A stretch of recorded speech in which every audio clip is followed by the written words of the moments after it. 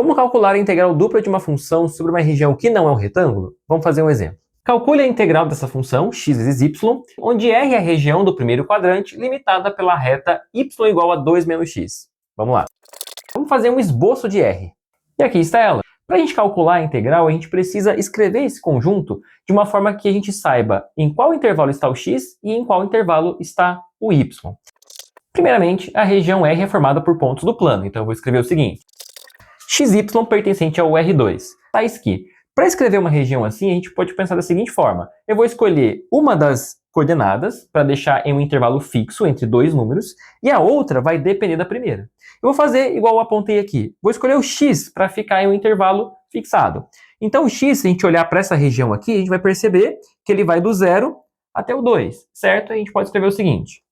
Enquanto o x vai do 0 até o 2, o y vai do 0 até bater na reta, certo? Então o y é maior que 0 e como ele fica abaixo da reta, é menor que a reta.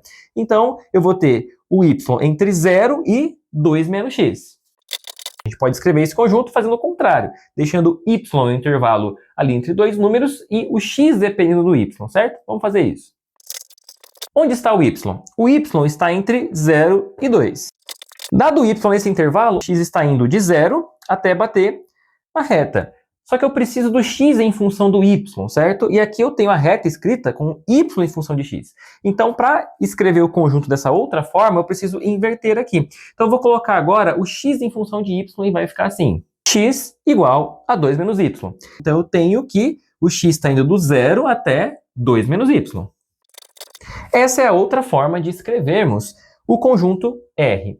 Aqui está o conjunto R escrito das duas formas que a gente viu. Se você quiser calcular essa integral integrando primeiro em relação a y e depois em relação a x, você vai ter que usar essa primeira forma de escrever o conjunto R. Ou seja, você sempre tem que deixar a variável que está pelo intervalo entre dois números fixos aqui como sendo a segunda integral, certo? Então vamos integrar primeiro em y, depois em x. Então vai ficar assim, a integral de fora em x, de 0 até 2, a integral de dentro de 0 até 2 menos x, da função xy, ó, intervalo de y, dy aqui, dx aqui. Se você quiser mudar a ordem de integração, você vai ter que usar a outra maneira de escrever o conjunto, tá?